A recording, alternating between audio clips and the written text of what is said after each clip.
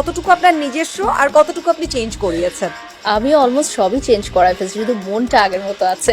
স্বল্প সময়ে পরিচিত হওয়া বারিশা হক নিজেকে যেন বদলে ফেলেছেন একেবারে। তিনি যেন প্লাস্টিক সার্জারিতে মোড়ানো জীবন্ত কার্টুন।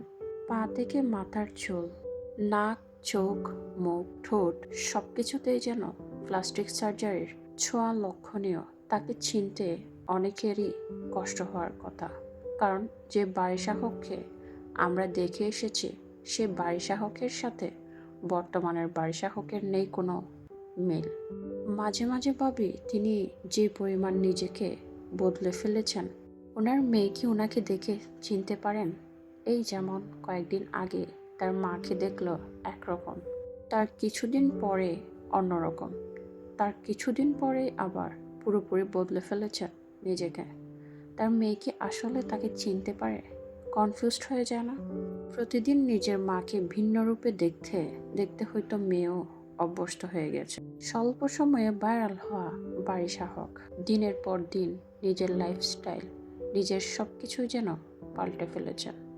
বিভিন্ন শোতে গিয়ে তিনি বলেন তিনি একটি ড্রেস দ্বিতীয়বার পরেন না। বারিশা হকের জীবনে শো অফের কোনো শেষ নেই। ওনার জীবনে ঘটে যাওয়া কষ্টের কথা শুনে ওনাকে মানুষ যতটা ভালোবেসেছেন, বর্তমানে সে মানুষগুলোই তাকে বেশি অপছন্দ করেন। এর পেছনে অবশ্য বারিশা হক নিজেই দায়ী।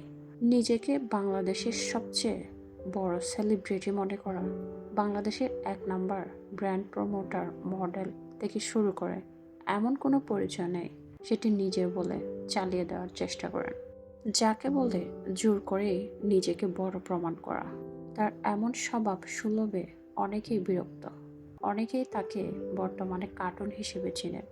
নিজেকে তিনি এতটাই বদলে ফেলেছেন যে তিনি জীবন্ত কার্টুন হিসেবে বর্তমানে বেশি পরিচিত। গায়ে মানে না আপনি মোড়ল স্বভাবের বারিশা হক কবে বুঝবেন? এমন স্বভাবে বাংলাদেশের মানুষ খুশি নন, বরং বিরক্ত।